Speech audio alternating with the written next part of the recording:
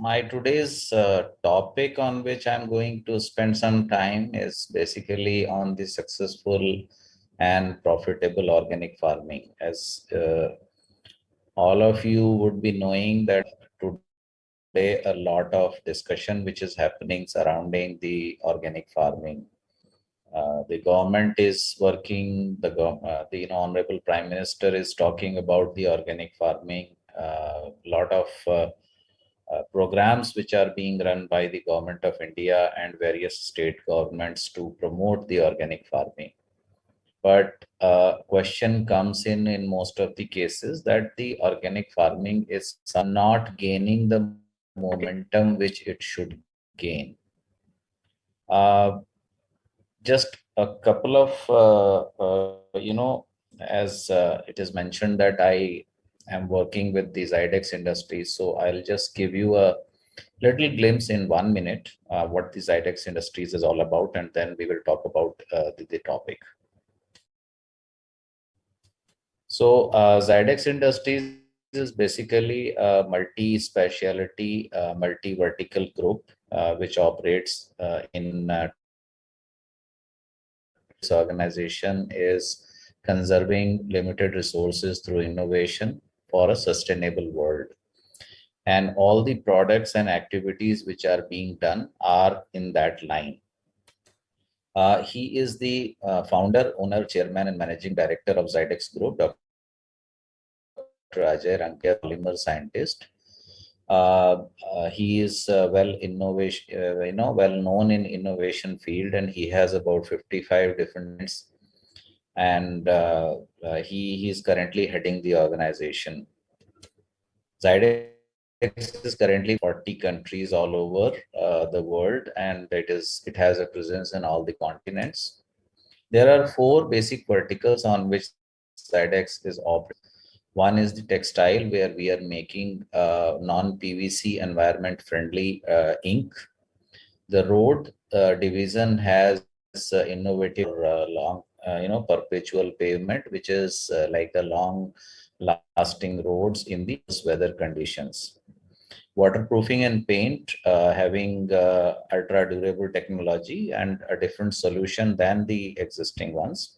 An advanced one where you have a permanent waterproofing solution and paints, exterior paints, which can last as long as about 15 years. And in agriculture, we are working on the sustainable food for all. I'll skip this. One of the major objective of the agri division in Zydex is to provide sustainable farming and providing nutritious, safe, and affordable food for all. Let's move on to the challenges in the agriculture today. I mean, before we move into the organic farming, and before we talk about organic farming, why it is required, let me take you back sometimes, early 1970. Most of you may not be there at that point of time.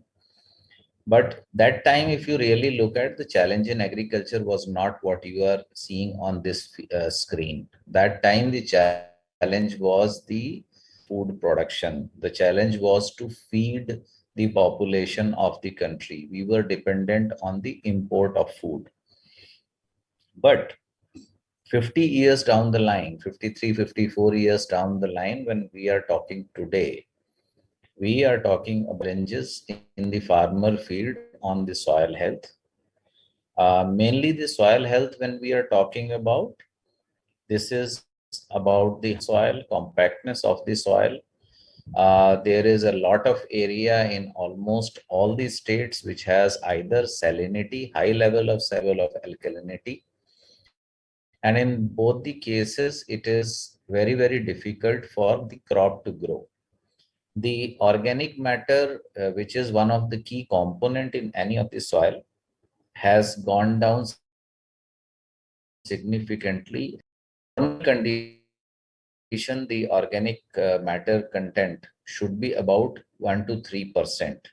But unfortunately, in the Indian soils today, the organic content has come down and it is ranging from 0.1 to 0.3 to 4% maximum. This is one of the reason why lot of areas they are seeing stagnation in the yield. They are seeing low productivity, and to improve the productivity, the farmers are using a lot of chemical fertilizers and subsequent, PGRs and other inputs, which are adding to the cost. There is an major issue which is being faced by the agriculture today is the water availability. Now, when we are talking about the water availability, this is in both the terms. There is an area there where the water is not available as it is required. And in such cases, you see the picture on this slide. Such cases are there where you have the fields like this. The crop is not able to sustain, and it is becoming very, very difficult to grow the crop and to ensure the income for the farmers. Another issue which particularly if you talk about in some parts of the country this year, like Gujarat, like Rajasthan, we have abundance of water. We have seen a lot of area where it is flooded for a long period.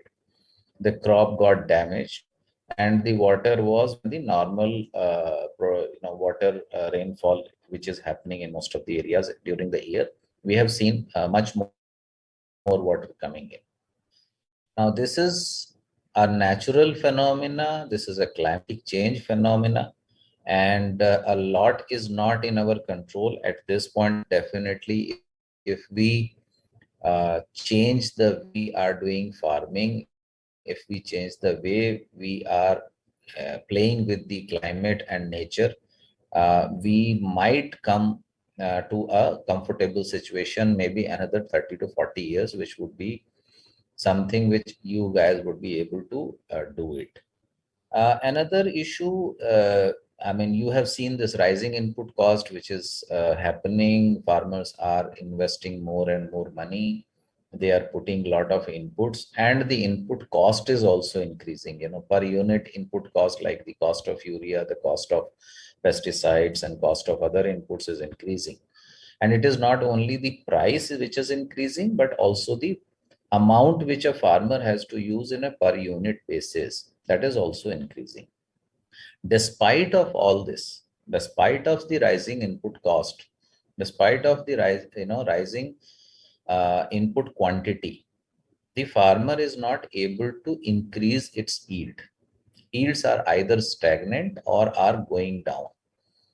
Most of the agriculture universities are coming up with newer varieties. They come up with the new varieties with a higher yield opportunity and possibility.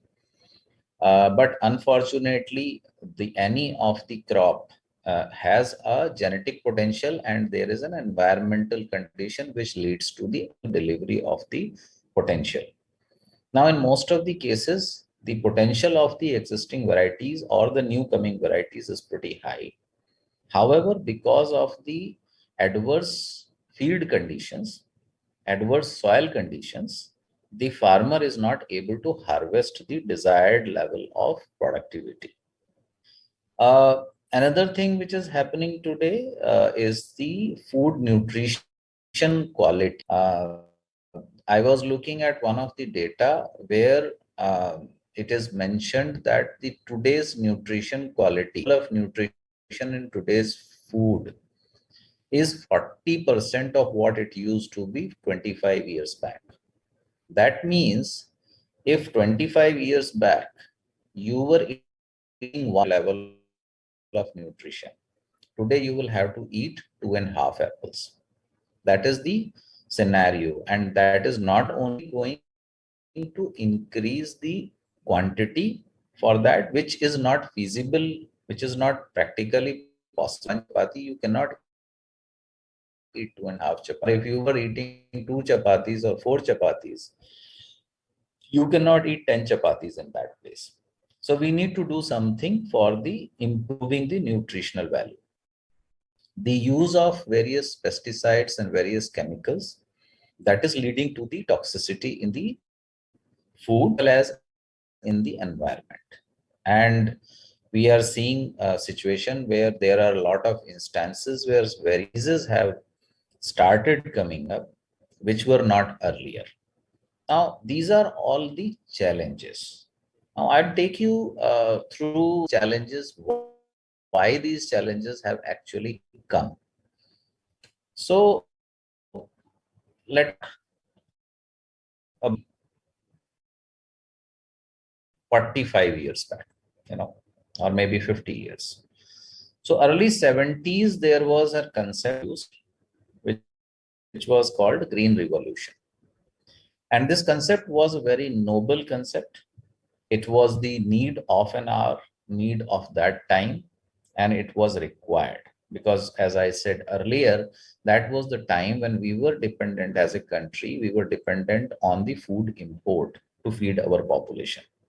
You might have heard in the story, or you might have read somewhere in the books that our then Prime Minister in 1965 had to appeal the public to go for 1 day, 1 time fast, and that was basically to mitigate the problem of the food availability, lower food availability.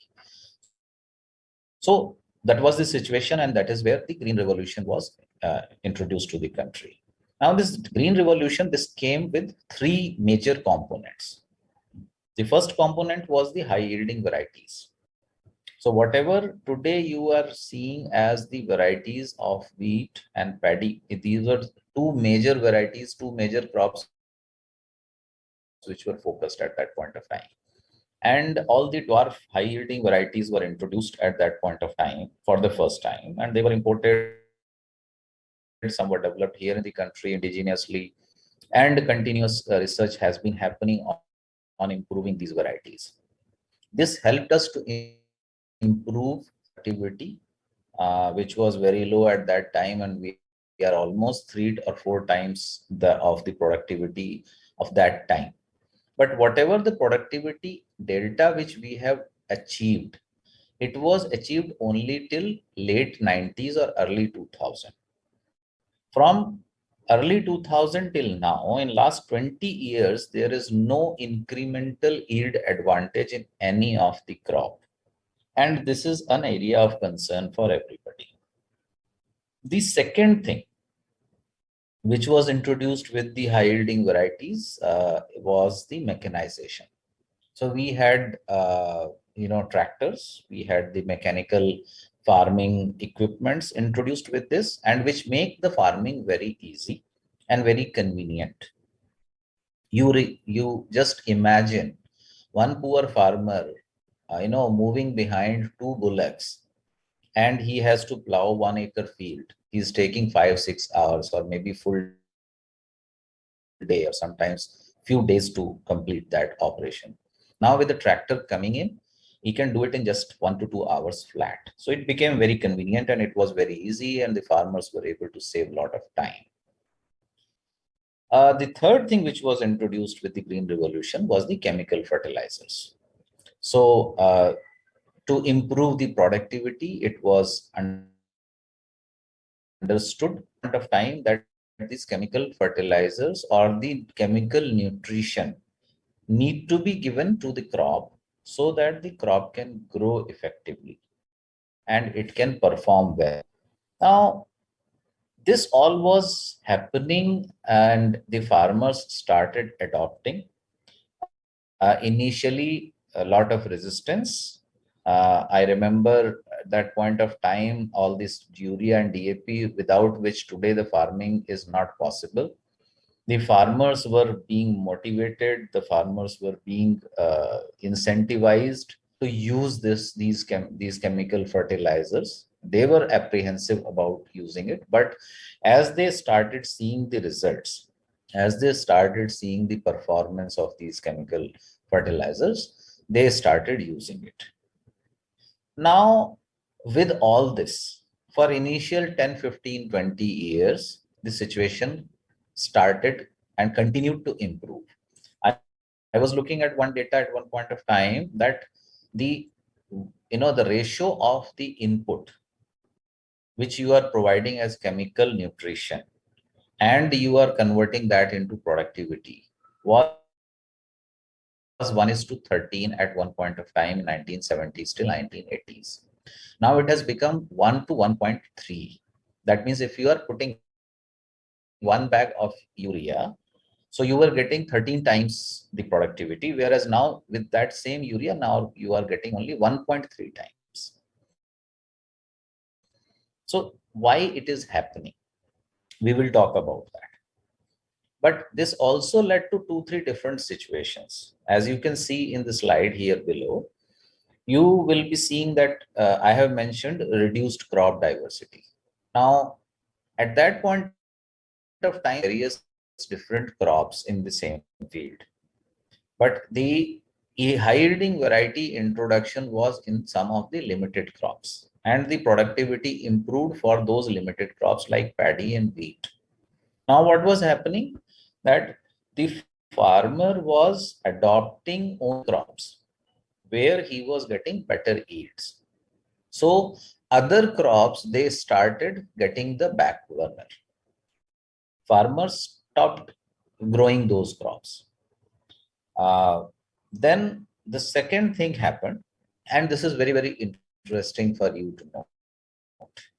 With the mechanization, what happened as the tractors started coming in, the bullocks, the buffaloes, which were being used, the male bullock and male buffaloes, which were being used for the plowing of the field and for other agriculture related operations like carrying the bullock cart to transport the the agriculture produce, they lost relevance.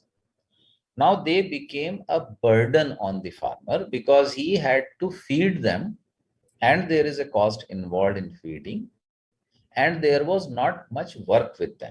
So what happened? Those farmers who were keeping 4 to 20 animals in their with them, depending on the field size, depending on the operation requirement and all those things, they started reducing these cattle population.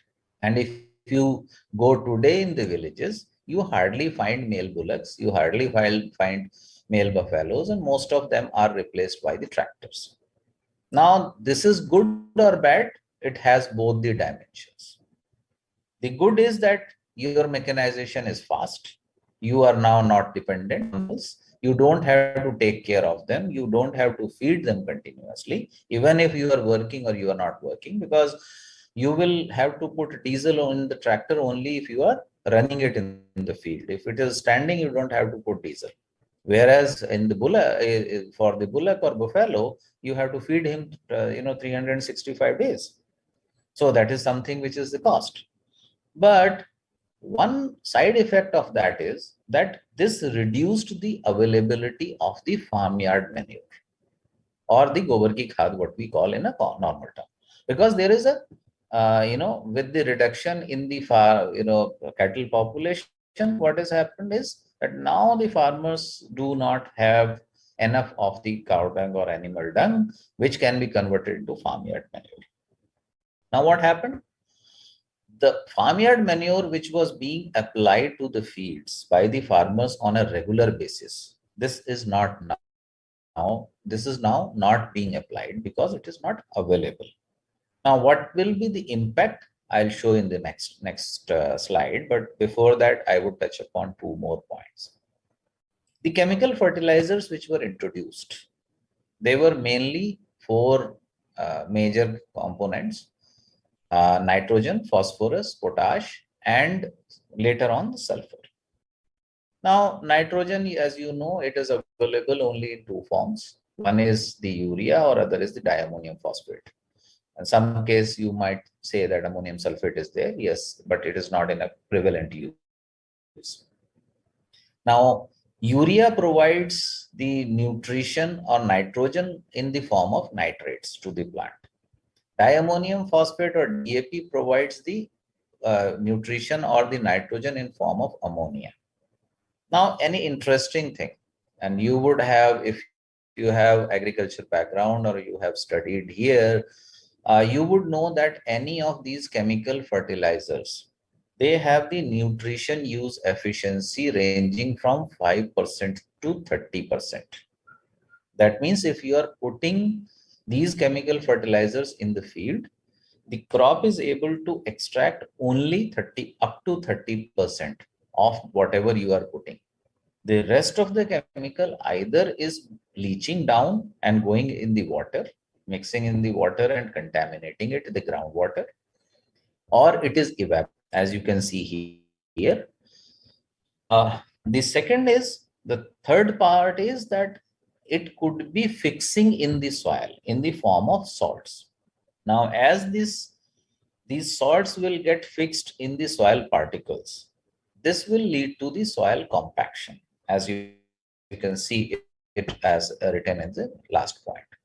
Now, the crop diversity reduction, that means monocropping system approaching and coming in, the reduction in the cattle population leading to the lower farmyard manure and organic matter availability in the crop, then the fixing of the chemical fertilizer in the soil in the form of salts, all the three things put together, they have led to the situation which is now being seen as a soil compaction. Now, what is happening and what happens with the soil compaction?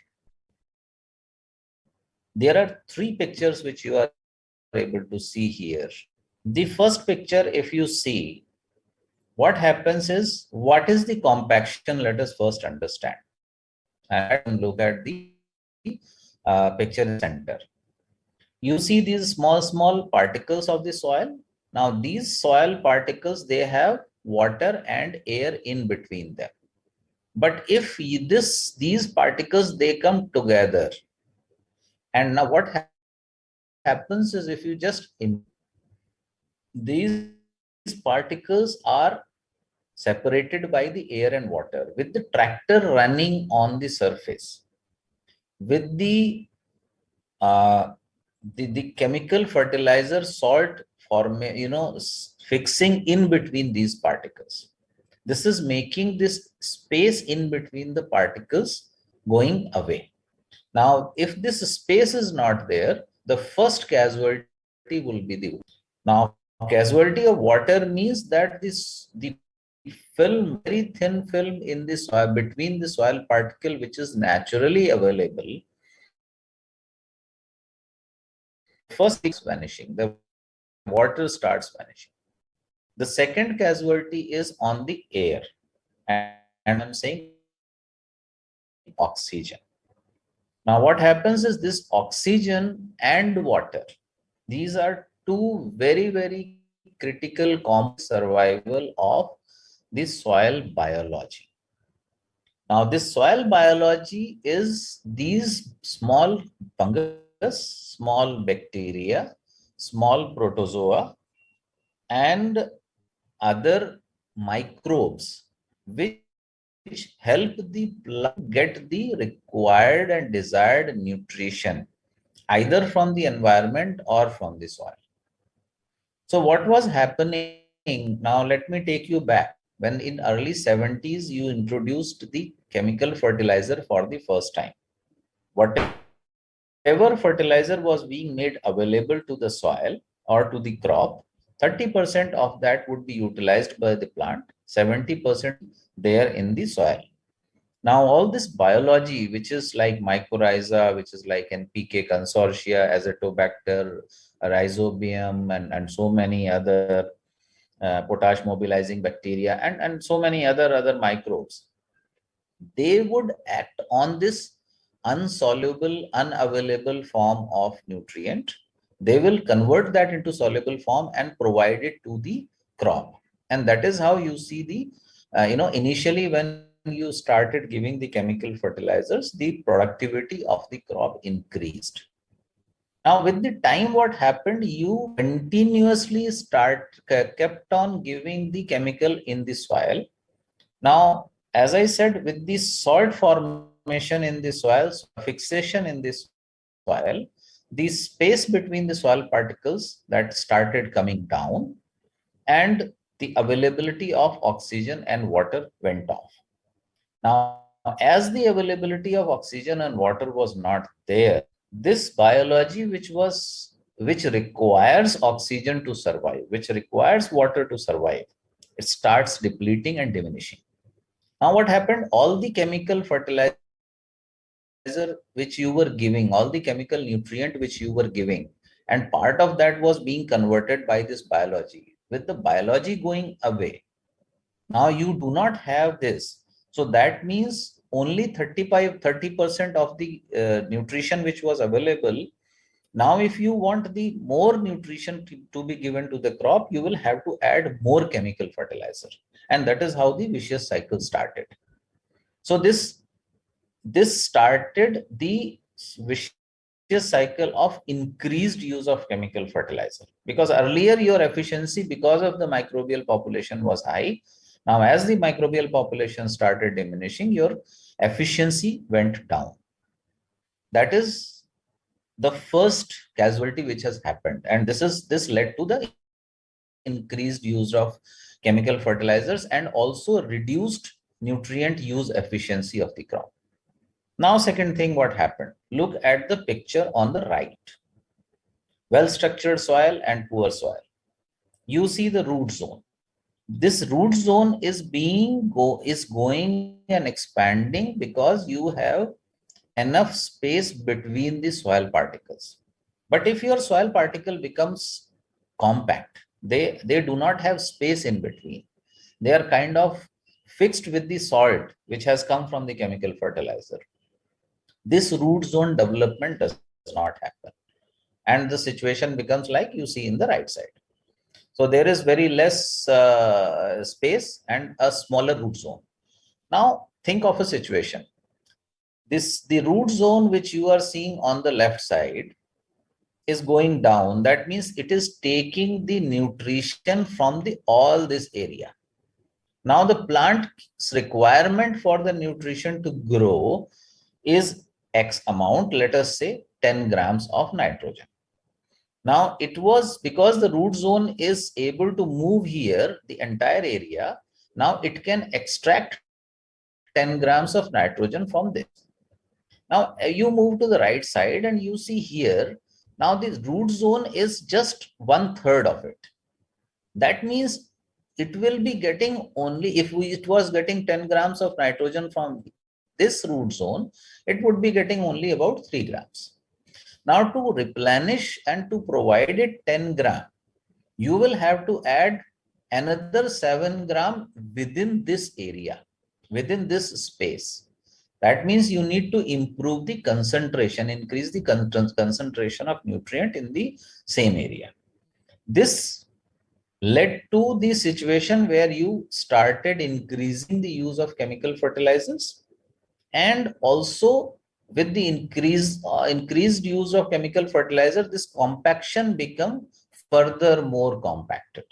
So your soil is becoming more and more and more compacted. Now these are two effects. This is not all. Let us look at the third effect. Look at the central picture. Your soil is compact. There is no infiltration of water. So if there is a water in coming from the rainfall, earlier it used to go down and it used to recharge the groundwater. Now it is compact and you see this is running off. Now running off means there are two more impacts. Now one impact is that as you run off the water, along with the water, your top soil surface, which is the most productive surface, this will also go along with this water and it will go somewhere else. Second thing is your water recharge problem starts arising because your water is not going down. And this also will lead to a situation that this area will be dry, and wherever this water is going and accumulating, you will have a continuous water there, and the crop, if at all there is any crop, this will also die. So all this situation is leading to the soil compaction, and the soil compaction is impacting your crop productivity. Soil compaction is creating the problem of the water availability. The soil compaction is also creating the problem of continuously increasing the chemical fertilizer, increasing the cost, yet still it is not able to give you the right kind of yield, or the yield is not increasing. Now, the story does not end here. There is another picture where I told you earlier that the as the soil had the biology and it was surviving on the uh, what you call oxygen and water. Now, nature has a very unique approach. As this biology, which was surviving on oxygen and water, it diminished because there was no oxygen. Now, there is another biology which is in the nature, which survives without oxygen, and which survives only in the area where there is no oxygen. These are called anaerobic microbes. Now, these aerobic microbes, when they died, the space was created, and this anaerobic microbes, they started flourishing. Now, the unfortunate part is that 80% of these anaerobic microbes, they are disease causing. Now, because they started coming in our soil, lot of incidents of soil-borne diseases started coming up. These also started attracting a lot of pests on the crop. Now, this led to a situation where you are adding more and more chemical pesticides now to control these diseases and pests. So now I hope that I have been able to explain you the situation and why this situation has come today. Now let's move on.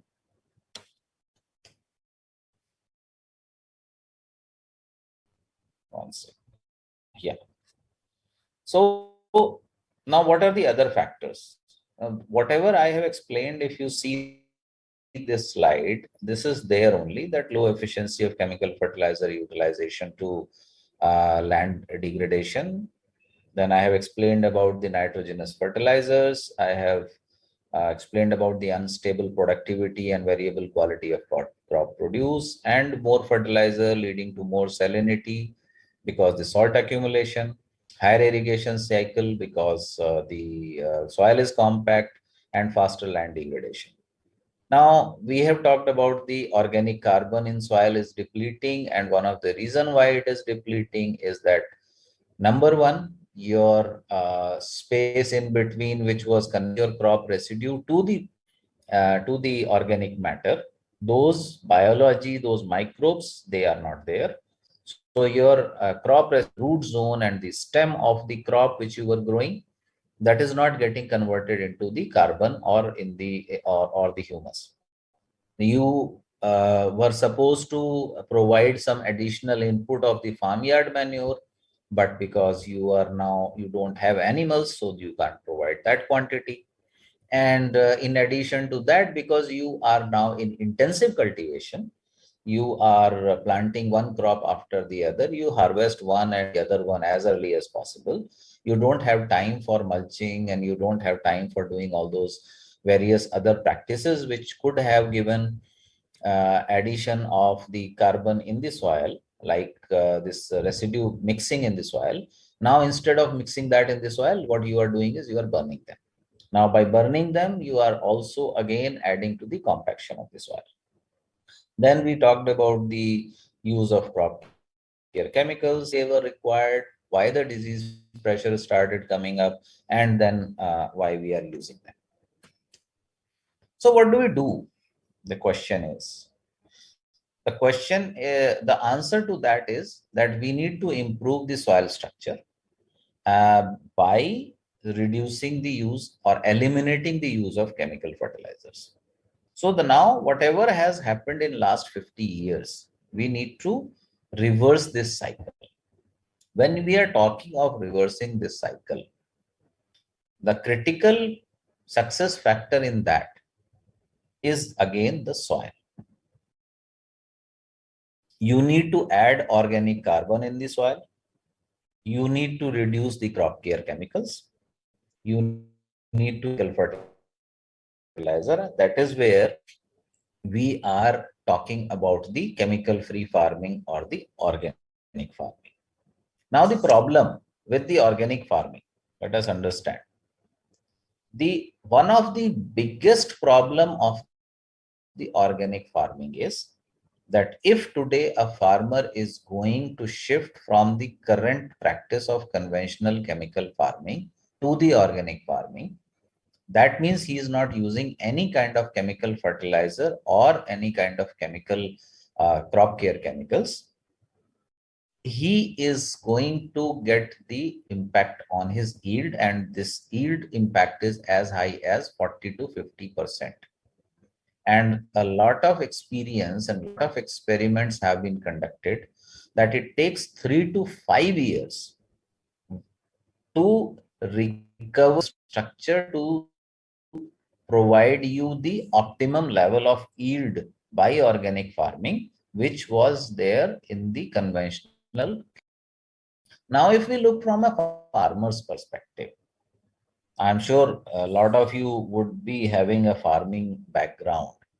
But if you really look from the farmer's perspective, can a farmer afford to survive if his yield are down by 40% for 4 years? I don't think so. I am a farmer and I know it. So, what do?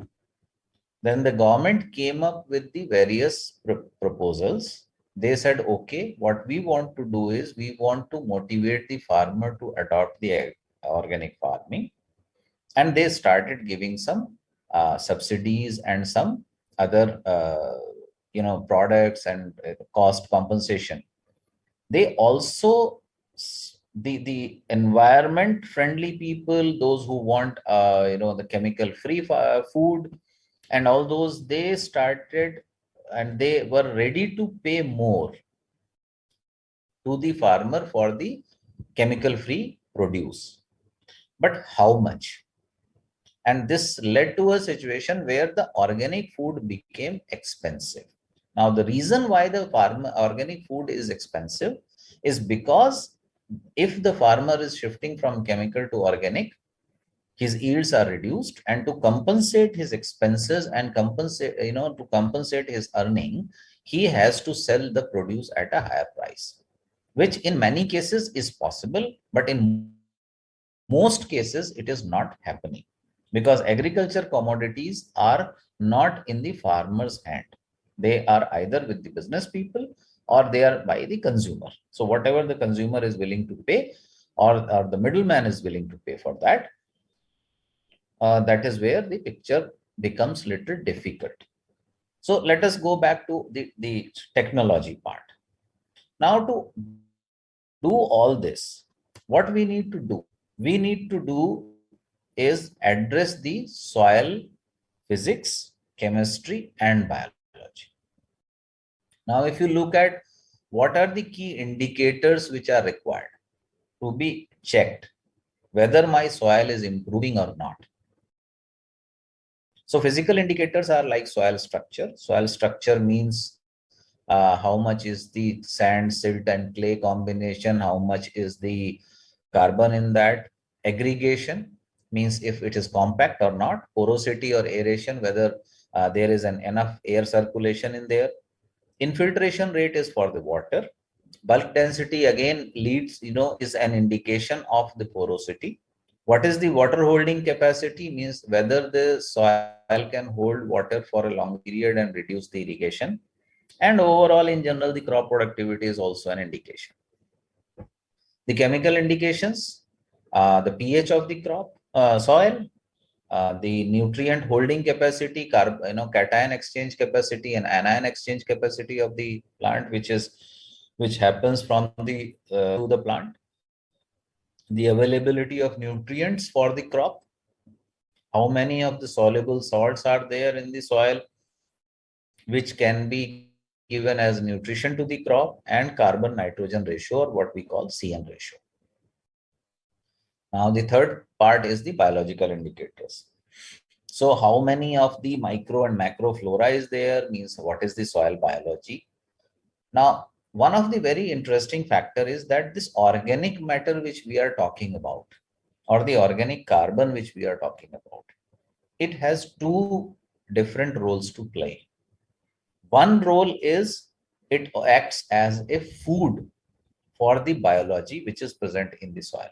Apart from water and air, we as a human being or all the animals, they need food. And these are also animals. So they also need food, and their food is the organic matter and organic carbon.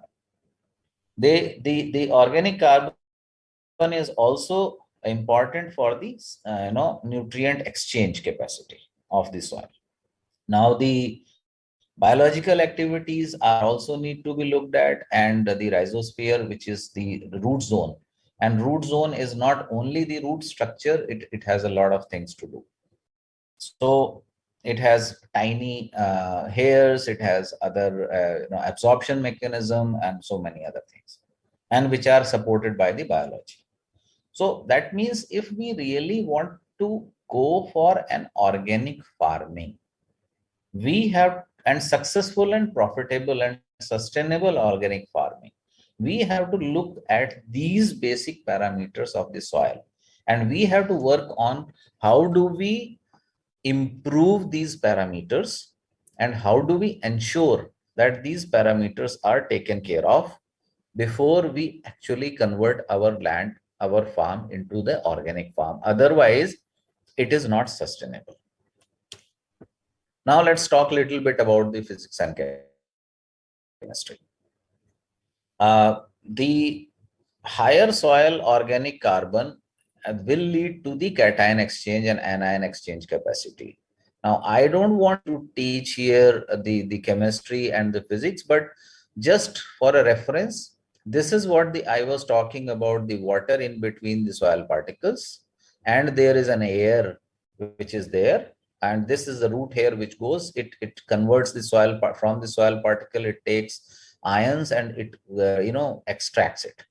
So air space and water in between the soil particle is something which will lead to this situation, to a improved nutrient exchange and nutrient absorption situation. Is it is required to change the soil structure. Now what does it mean? We need to eliminate the basic compaction which has come in the soil because of various activities which we have talked about. Once the compaction goes, once you are able to create the space between the soil particles, the natural force will allow the water and air to come in between those particles, and the soil will become soft and porous, and that will lead to this positive development. Now, one more thing which I would like to share with you about the soil biology. Now we are talking about that somehow we are able to create a situation in the soil, and there are good amount of soil amendments available in the market also, which allow the this soil to become soft and porous. Now there are various vermicomposts are available, various organic fertilizers and organic manures are available, even the farmyard manure of improved quality are available, which added to the soil can lead to this positive development and positive situation in the soil. Now, if let me just show you a little bit on what we are trying to show here. This aerated, and it has good water holding capacity and organic matter. This is how we have been able to reverse the situation. Then this will have the beneficial fungus, and here I have particularly mentioned mycorrhiza because mycorrhiza is interesting fungus which has a lot of activities and lot of positive developments in the subsoil which help the crop to grow. So this biology of mycorrhiza, and there are beneficial bacteria, as some of them I mentioned, the Bacillus, Azotobacter, Rhizobium, and so many other. These fungus and bacteria, they will feed on the organic matter and oxygen in the soil, and they will multiply and grow. Now, what will happen? They will multiply and grow. Then their animal kingdom is there, which is called protozoa. Now, these protozoa, they eat these bacteria and fungus and consume them, and they excrete the available nutrient. The nutrient which were eaten by these bacteria and fungus, they are consumed and excreted by the protozoa. Now, here are also the beneficial nematodes. They are also in the soil. And nematode, generally, when we listen to nematode word, we come with a negative connotation. But nematodes, only 20% of nematodes are beneficial. Now, these nematodes also feed on this fungus and these bacteria. So, these protozoa and the nutrition. And this nutrition is in form of nitrogen, phosphorus, potassium, lot of macro and micronutrients which are there. What they do is, in the soil, from this soil, whatever is this organic matter and other fixed nutrient which are there, which are not directly available to the crop, they are converted into the available form by this group of the biology which is available in the soil, and provide to the root zone of the crop to grow and provide this nutrition on a regular and continuous basis. Now, let me give you one more perspective here. This perspective is basically on the availability of this, whatever the macro and micronutrients are there. When you are providing the chemical fertilizer, now what is happening is this chemical fertilizers, when you are giving, it is like giving a direct injection to the plant. Now, when you are injecting something in the plant, the plant does not have a choice how much quantity of that nutrient is to be taken. Now, if you are giving more nitrogen, if you are giving more urea, you are giving more nitrate and ammonia. Now, what is happening? The plant is holding that ammonium and this nitrate in the plant itself till it is consumed. So it is overburdened. Its physiology is not normal. And that you would have seen in many cases when you are applying urea, you see a sudden greenness in the crop.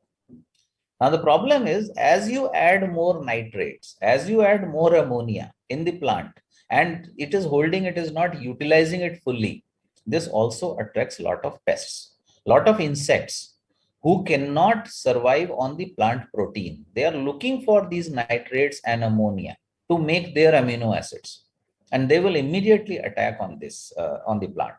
So you will definitely see a spurt or disease incidence as you add more and more urea or DAP in the crop.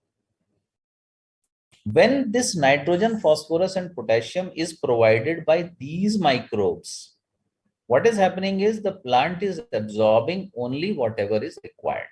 So there is never there is an excess of any of these components. It is always a balanced supply of nutrients.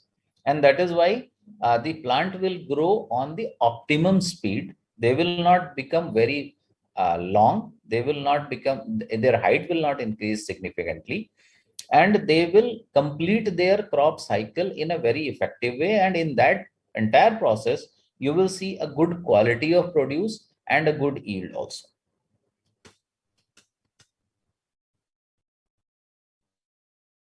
Okay, so this is in general what I was trying to talk about, that this biofarming for improved quality and yield. These are the key parameters which are required. So that means you need to improve the soil softness, porosity, and aeration. This will lead to water holding capacity and infiltration capacity. This will allow the soils to breathe. Now, with that, you increase the soil biology and its activity. you provide higher organic carbon content. Now, this will lead to larger root zone. This white root zone you are seeing, this is mainly the mycorrhizal network, the hyphae network, which we call.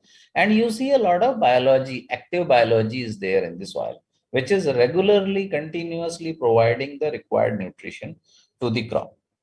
Now, all this will lead to the conducive environment for the crop. The crop will get the natural nutrient, the crop will get the natural immunity also. So once you have lower amount of nitrates and ammonia in the plant, only which is the quantity which it is taking and converting that into amino acid, and there is no excess nitrate and ammonia in the plant, it will also repel the insects. It will not attract the insects.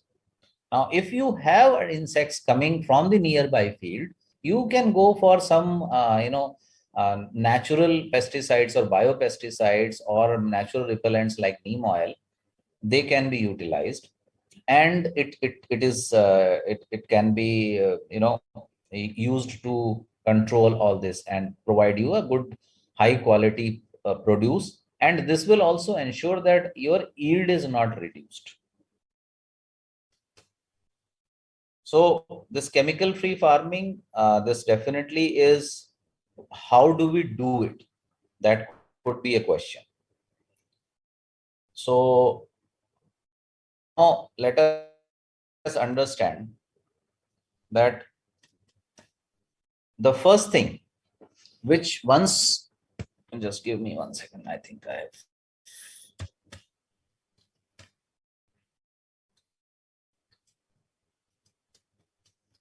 some technical issue, guys.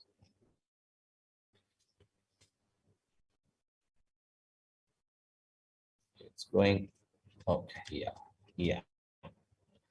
Okay.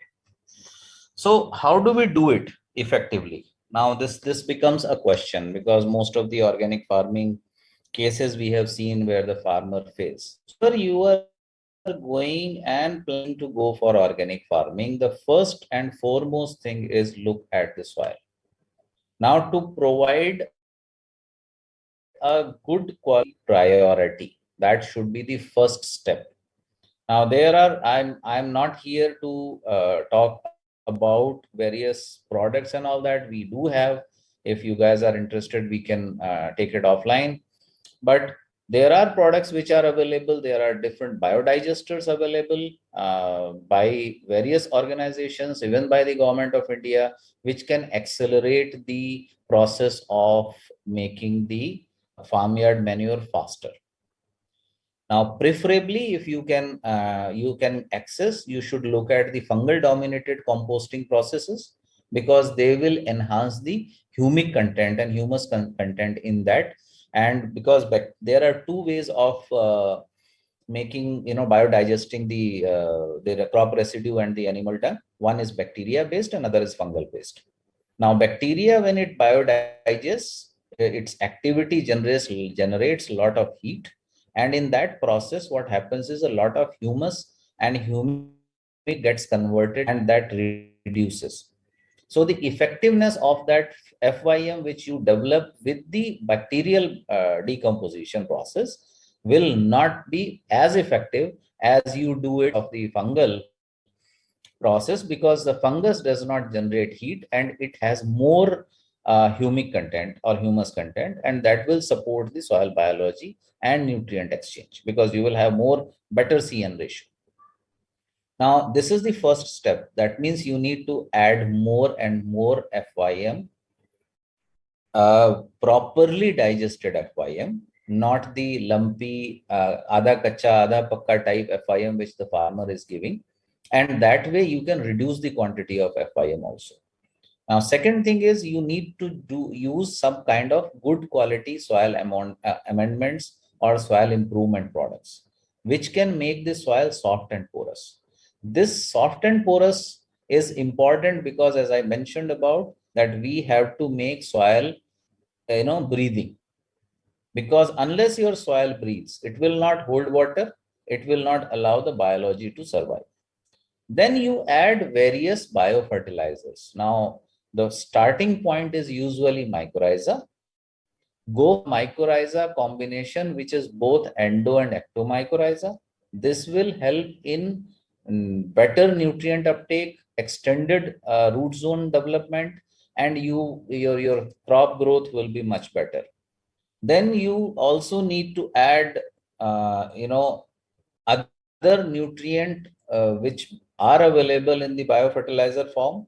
NPK consortia is there, zinc consortia is there, potash solubilizing bacteria, potash mobilizing bacteria are there, sulfur bacteria are there, iron bacteria are there. Depending on the crop, the farmer can choose any of them. With the improved water holding capacity, you can reduce the water intake, you can reduce the irrigation frequency, and also this will result in reduced mortality of the initial plant space, and also it will help in the crop development. So what are the kind of benefits you will see when you move and when you do it comprehensively? The first is you will see the impact on the germination, because your soft is soil and soil and porous. You have biology there. You are not adding any of the chemicals. You are providing conducive environment for the seed to not only germinate but to thrive after germination. Definitely a better vegetative growth, because you are able to provide the inputs, and you are there to various biological inputs you are providing for the nutrient availability, so you will have a better vegetative growth. And mind you, I told you earlier that excess of nitrate and ammonium will not be there, so this will also add to the immunity of the plant. Less water requirement, water holding capacity will improve. You will see all the, if there is a rain, that will be contained in the same field, and you will have less of requirement of the irrigation frequency. And obviously this will also lead to improved flowering and fruiting, where the flowering and fruiting will not drop. You will see conversion of flower to fruit, and then fruit quality, and this will always be better. So chemical free farming, organic farming, I have just tried to give you a glimpse what it is going to deliver. It is going to deliver healthy and biologically active soil, which is sustainable, beneficial for not only for us, but our next generations. Improved quality of food, better yields, water saving. You can eliminate the chemical pesticide, thereby ultimately eating healthy food, nutritious food, and you can eliminate the chemical fertilizers, reduce your cost of production, and also indirectly reduce the burden on the exchequer, on the government of India, on the chemical subsidy. So these are some of the factors which I just wanted to share with you guys. Thank you very much for your patient hearing. My time is over, and if you have any questions, I really don't know. If you have, let us take it.